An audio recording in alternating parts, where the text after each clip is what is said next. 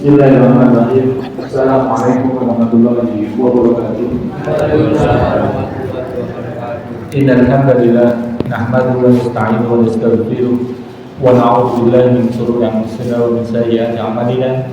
May yahdihillahu fahuwal muhtadi wa may yudlil falan tajid lahu waliyyan mursyida. Asyhadu an la ilaha illallah wa asyhadu anna Muhammadan abduhu wa rasuluhu amma ba'du. Amsayna 'ala siratal Islam wa kalimatul ikhlas wa 'ala dini nabiyyina Muhammadin sallallahu alaihi wasallam wa 'ala millati abina Ibrahim hanifan wa kana minal musyrikin. Dumateng sedaya jamaah maghrib anda masjid Al-Mahmud yang seolah dipun rahmati Allah Subhanahu wa taala. Moga sadanipun sami wonten saben menika sareng-sareng tolabul ilmi saestu moga sami awali kesayangan kula sami kanthi lafaz syukur tahmid alhamdulillahirabbil alamin. Salawat dan salam mugi dipuncasaken Allah taala dumateng sedaya Nabi Muhammad sallallahu alaihi wasallam. Nggih Bapak Ibu wonten saten menika seperti nglajengaken kajian kula sami menika hadis arba'in insyaallah kula sami dalu menika badhe mengkaji hadis ingkang nomor kalih nggih menika babagan pengertian Islam, iman, ihsan nggih. Hadis menika termasuk hadis yang paling panjang dawa dari 40 hadis dari hadis Imam Nawawi. Manipun menika kula sami sekedhik nggih dipun waosien nggih dipun pahami atosipun. Kados kula sami nggadhahi pemahaman ingkang sempurna mangertos napa niku Islam, iman, ihsan, bahkan mengke teng hadis niki terakhir menika dipun sebataken tanda-tanda hari kiamat. Menika hadis menika dipun Imam Muslim an Umar radhiyallahu anhu qala bainama nahnu julusun inda Rasulillah sallallahu alaihi wasallam data yaumin ittala alaina rajulun sadidul bayadi siyabi sadidus sawadi sa'di. Dari Umar bin Khattab radhiyallahu anhu berkata, suatu hari kami duduk dekat Rasulullah sallallahu alaihi wasallam. Tiba-tiba muncul seorang laki-laki mengenakan pakaian yang sangat putih dan rambutnya hitam legam. La yuru alaihi asarus safar wa la ya'rifu minna ahadun. Kami tidak mengetahui, tidak mengenal dia, dan tidak kelihatan dia itu dalam habis perjalanan jauh. Ataupun menika kelihatan seorang yang datang dengan pakaian yang sangat putih, rambut rapi, terus piyambake menika mboten enten tanda-tanda dari perjalanan jauh. Terus seger ngoten nggih, bentuk tubuhipun menika seger. Hatta jalasa ila Nabi sallallahu alaihi wasallam. Kemudian laki-laki tadi duduk di hadapan Nabi. Fa'asnada rukbatai ila rukbatai. Dan beliau tamu walawau meletakkan lututnya berdekatan dengan lututnya Nabi. Nanti kados ngeten iki, sonten ngeten iki nembe Nabi kajian kumpul kali sahabat-sahabat, tiba-tiba tamu datang Bapak Ibu. Tamu datang terus piyambake menika tiba-tiba duduk di depanipun Nabi Muhammad sallallahu alaihi wasallam. Terus lutut ditemukan dengan lututnya Nabi, terus cerah banget mengatakan. Wa wada'a kaffaihi ala fakhidaihi. Kemudian tamu tadi itu meletakkan kedua tangannya mereka di punggung Nabi. Terus Di punggung Nabi diletakkan tangannya kalau wau. Waqala, kemudian tamu kalau wau mendika, ya Muhammad akhbirni anil Islam. Tamu tadi tangan oleh Nabi Muhammad SAW. Wahai Muhammad, kabarkanlah aku apa itu Islam. Faqala Rasulullah SAW, maka Nabi Muhammad SAW menjawab, Al-Islamu an tashhada an la ilaha illallah wa anna Muhammadan Rasulullah. Bahwa Islam itu engkau bersaksi tidak ada ilah kecuali Allah, dan bahwasanya Muhammad itu utusan Allah. Wa tuqimus shalah, dan kamu menunaikan sholat. Wa tu'tiyaz zakat, dan kamu melaksanakan zakat. Wa tasumu Ramadan, dan kamu menjalankan ibadah puasa Ramadan. Wa tahujjal baita in istata'ta ilaihi sabila, dan kamu naik haji apabila kamu mampu melakukan perjalanan. Berarti ini kita mau apa Bapak Ibu? Rukun Islam. Terus Nabi dipun tangan kali tamu kalau wow, apa itu Islam? Maka Nabi ketika akan pilih Islam menikah kalau sami bersahadat, bersaksi tidak ada ilah kecuali Allah, bahwa Muhammad itu adalah utusan Allah. Kemudian sholat, kemudian zakat, puasa, dan terakhir haji. Menawi ulama sami mampu. Qala sodaqta, kemudian kamu tadi itu ngendiko sodaqta, engkau benar.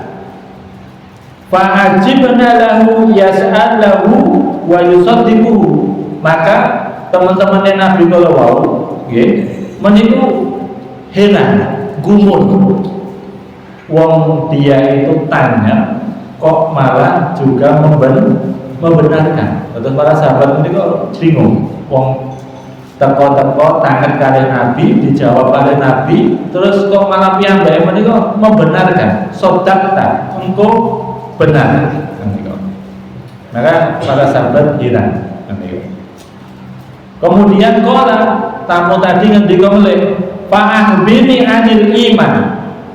Wahai Muhammad, beritahu aku tentang apa itu iman. Qala, maka Nabi bersabda, antu'mina billah, iman itu kamu beriman kepada Allah, wa malaikatihi, malaikat-malaikatnya, wa kutubihi, kitab-kitabnya, wa rusulihi, rasul-rasulnya, wal yaumil akhir, hari akhir, wa tu'mina bil qadari khairihi wa syarrihi, dan kamu mengimani takdir, baik itu takdir baik maupun takdir yang buruk. Ini dibahasani rukun iman. Rukun iman itu ada 6 ya. Beriman kepada Allah, beriman kepada para malaikatnya, beriman kepada kitab yang diturunkan oleh Allah, beriman kepada Rasul utusan Allah, beriman kepada hari akhir, dan beriman pada ketetapan takdir, baik takdir itu baik maupun buruk. Qala sodaqta, kemudian sing tangan kalau nggih membenarkan melih, engkau benar. Qala fa'akhbirni anil ihsan, kemudian tamu tadi tangkap oleh Nabi, wahai Nabi, beritahu aku tentang apa itu ihsan. Qala anta budullaha ka'annaka tarahu fa illam takun tarahu fa innahu yaraka. Ihsan itu kamu beribadah kepada Allah seolah-olah kamu melihatnya. Ya. Maka apabila kamu tidak melihatnya, maka sesungguhnya Allah itu melihat. Ataupun Allah memiliki muraqabah. Muraqabah mereka merasa diawasi oleh Allah Ta'ala. Ya, terus setiap aktivitas ulama sami sekecil apapun mereka dipun awasi Allah. Nah, ini pun ini tiang mereka yang nopo gadai sikap muraqabah, merasa diawasi Allah menika niki benteng sing paling kiat njagi seorang hamba kalau mau dari kemaksiatan. Nggih. Terus arep ngapusi wedi kali Allah, arep nopo nyakiti dolimi tiyang menika wedi kali Allah. Nah niku namipun muraqabah menika. Qala fa akhbirni anisa. Maka kemudian tamu tadi tangan melek, beritahu aku kapan datangnya hari kiamat.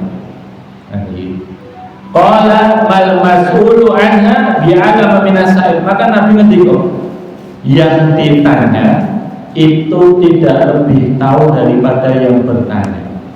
Atasipun niki sami-sami boten ngertos.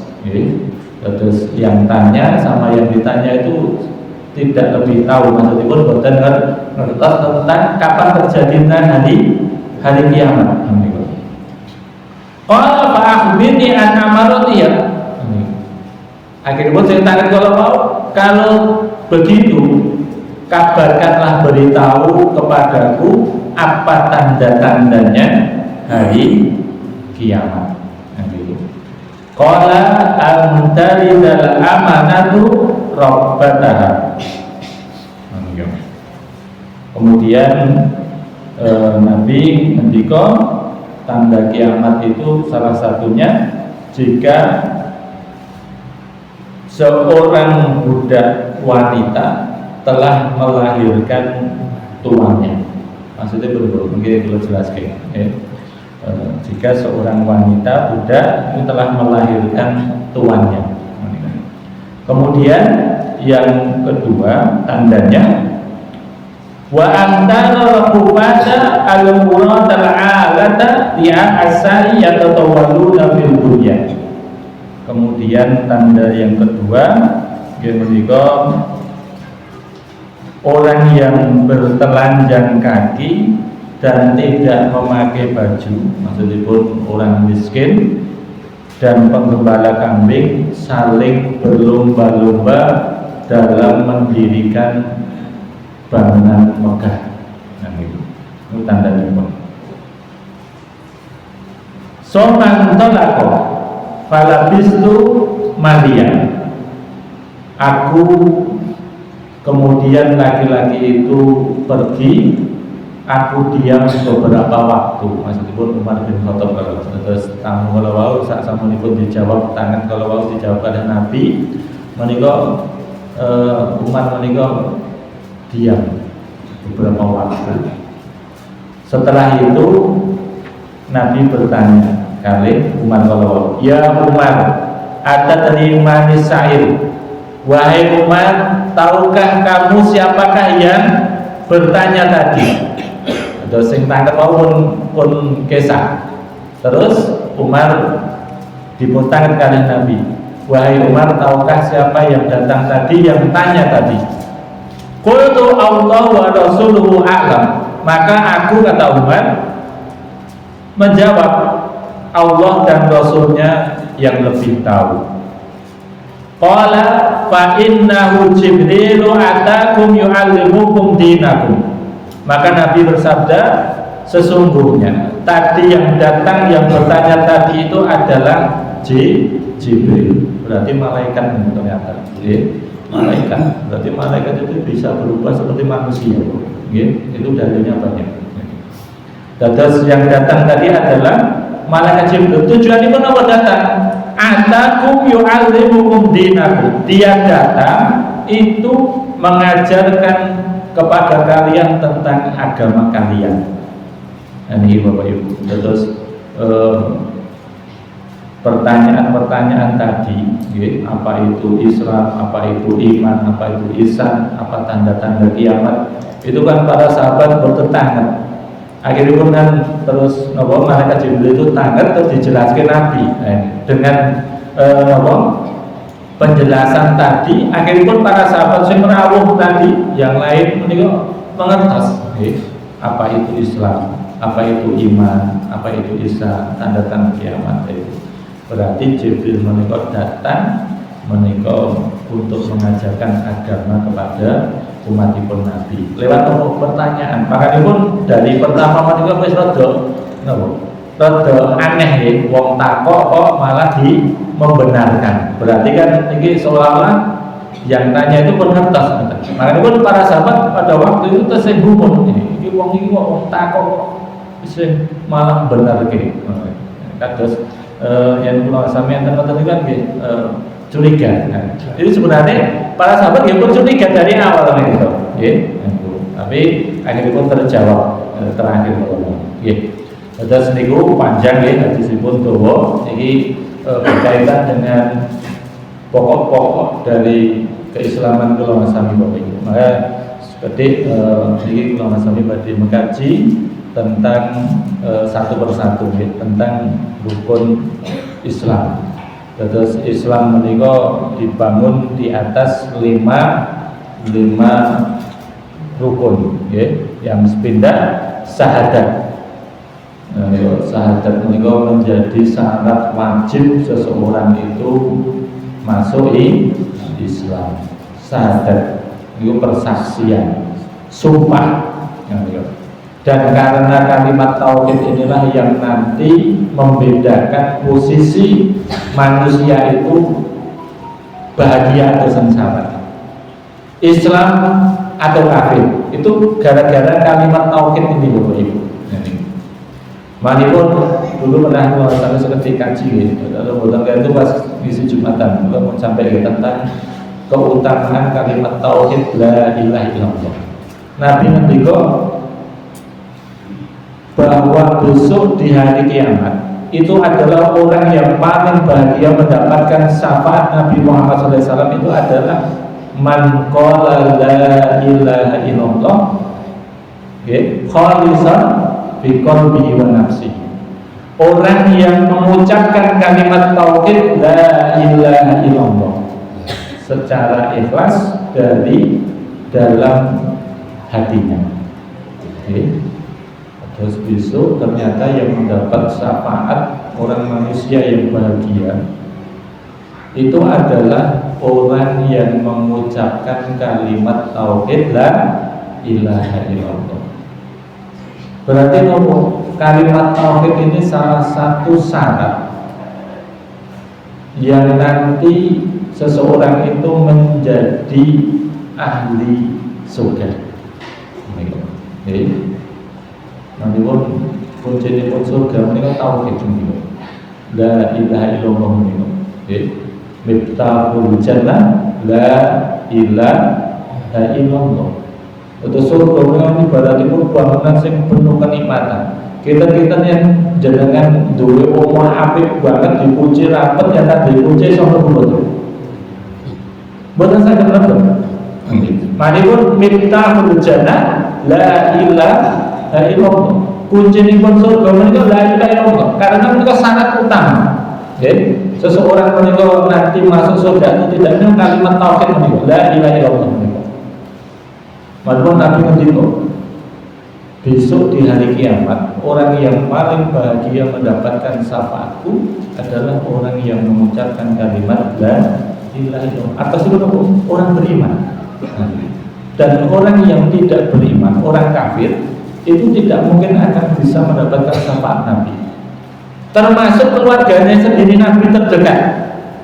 Lihat hadis panjang hadis sahih ini. Tak kala pamanipun Nabi, sinten Bu, sinten sing apa? Pamanipun Nabi sing bela Nabi, sing merawat Nabi. Abu Thalib. Piyambake menika membela Nabi, perjuangan Nabi, merawat Nabi, ngasuh Nabi. Niku dicintai oleh Nabi. Niku ceritanipun tak kalah piyambake menika ajeng sedo sakaratul maut menika. Niku ternyata di situ menika pun enten Abu Jahal. Abu Jahal menika nggih pamanipun Nabi. Tetempat kafir Quraisy. Kemudian Abdullah bin Umayyah niku tetempat kafir. Niku di sampinge paman Nabi Abu Thalib menika sing badhe sedo kula pun ajeng sakaratul maut niku. Terus keliling ngoten. Terus Nabi ngedugi karena pamannya yang piyambake cintai tresnani begitu pengorbanannya luar biasa.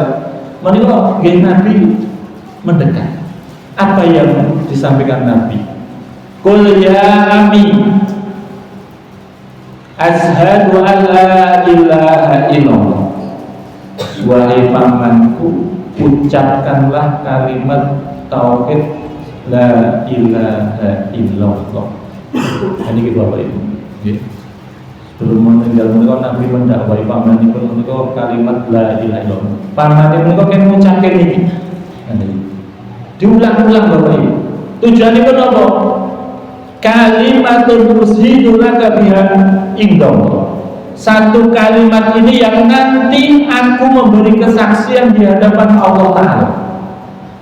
Ini coba bayangkan dulu. Ini kan luar biasa kalimat dari Allah menikah.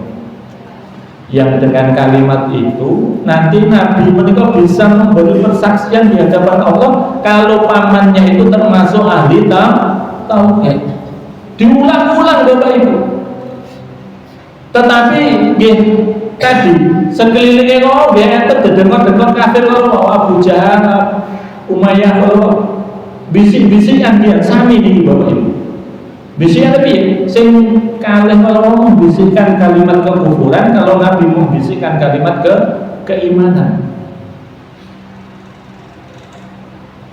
Abu Jahal ngendika kali Abu Thalib, wahai Abu Thalib, apakah kamu membenci milah agamanya nenek moyang kami kita? Ini dibisikkan. Terus wong mati arep mati niku pertempuran terakhir Bapak Ibu. Ya, pertempuran terakhir setan itu dereng berhenti nggodha tiyang, yen tiyang menika dari situ. Sampai di penghujung kehidupan menika pertempuran yang berat. Akhirnya menapa? Ternyata Abu Thalib menika aba an yaqulu la ilaha illallah. Abu Thalib menika enggan tidak mau mengucapkan kalimat tauhid menika la ilaha illallah. Akhirnya Abu Thalib menika situ boten beriman kepada Allah Ta'ala ataupun mati dalam kekafiran. Pada waktu itu Nabi masih ngendika, wahai pamanku, kalau Allah tidak melarangku maka aku akan memintakan ampun untukmu. Akhirnya lewat kasus menika Allah langsung menurunkan dua ayat. Salah satu ayat, innaka la tahdi man ahbabta ilaika walakinnallaha yahdi man yasha. Sesungguhnya engkau Muhammad tidak bisa memberi petunjuk kepada orang yang engkau cintai, karena petunjuk itu semata-mata milik Allah Subhanahu wa Ta'ala. Terus meskipun pamannya Nabi yang Allah boten ngizinke pikantuk petunjuk iki ambake boten saged. Kemudian ayat yang kedua diturunkan surat At-Taubah. Menika ngendikaken tidak pantas seorang nabi dan orang-orang beriman itu memintakan ampun buat orang-orang musyrik menika, dan sesungguhnya orang-orang musyrik ini sudah pasti sebagai calon penghuni neraka. Atasipun apa? Dipun larang kali ampun. Nabi menika dilarang memintakan ampun paman. Perkara nopo? Boten beriman, boten ngucapi kalimat tauhid Allah. Mari pun nggih enten keluargane Nabi sing mlebu neraka nggih enten Bapak Ibu. Terus keluargane Nabi terus surga sedaya boten enten. Panjenengan bersani bojone Nabi Nuh, bojone Nabi Lut, puteranipun Nabi Nuh, itu masuk neraka. Gitu. Terus ada. Dan itu bukan berarti Nabi menika gagal boten. Itu memang ujian dari Allah Subhanahu wa taala. Dan itu memberi pelajaran dumateng kula sami. Kemarin pun kula sami kaji, wa man batu amalu lam yusbi nasabu. Barang siapa yang amalnya kurang, maka tidak bisa disempurnakan dengan kemuliaan nasab. Nah, ini pun coba ini. Dados yang menika keturunan Nabi, keturunannya orang soleh, kiai kalau piyambake menika boten beriman, menika boten saged nulungi keturunan menika, nasab menika. Nah, itu. Nggih secara manusiawi Nabi Nuh menika tak kalah ngingetke anake ibu ajeng diadab oleh Allah Taala dengan musibah banjir besar menika. Wahai anakku, silahkan naik ke kapal ini. Tapi anaknya mau itu orang percaya, malah wahai bapakku, aku arep munggah no bukit yang tinggi. Terus rumangsa yang munggah no bukit dhuwur iki wis ora kena banjir. Ada nopo nggih diadab oleh Allah Taala dengan banjir yang begitu besar. Tak kalah menika Nabi Nuh sedih memputerane secara biologis dengan puteran sedih. Tetapi yang ingat itu ya Allah itu adalah keluargaku, anakku. Tapi kata Allah innahu laisa min ahli. Sesungguhnya dia itu bukan keluargamu. Innahu amalun ghairu sholih. Karena sesungguhnya anakmu itu tidak beramal soleh. Maksudnya apa? Tidak beriman. Dados itu hubungan biologis menika wonten donya wae. Yang tengah akhirat menika yen boten enten iman menika terpisah. Manipun kula sami beda kula saged ketemu teng surga kumpul anak bojo menika yang sami-sami beriman. Yang tidak sama beriman menika enggak bisa kumpul. Manipun ini luar biasa kalimat tauhid la ilaha illallah menika yang menyelamatkan seorang manusia di menikah berkaitan dengan nanti nasib menikah saya menentukan kalimatnya. Kalimatnya luar biasa. Lan kenapa Abu Thalib menikah enggan tidak mau mengucapkan kalimat itu? Kita kan ini gampang kan, la ilaha illallah kok orang iso, orang gelem kan ngoten. Gitu, kita kan sederhana. Wahai pamanku ucapkanlah la ilaha illallah. Inilah luar biasanya orang-orang Arab Bapak Ibu. Orang-orang Arab itu tahu Al-Quran itu diturunkan dalam bahasa Arab, sehingga dia tahu betul makna dari kalimat la ilaha illallah itu.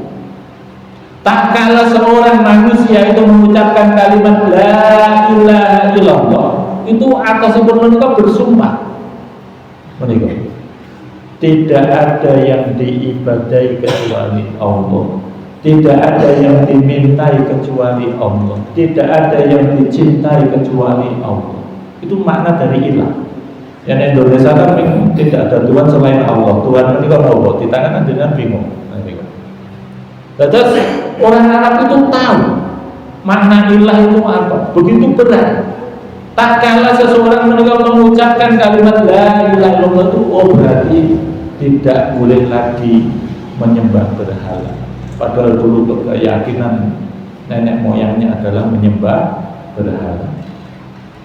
Berarti kalau mengucapkan kalimat tauhid la ilaha illallah itu sudah tidak lagi minta ke kuburan orang-orang soleh, tidak mempercayai batu akik misalnya dan lain sebagainya.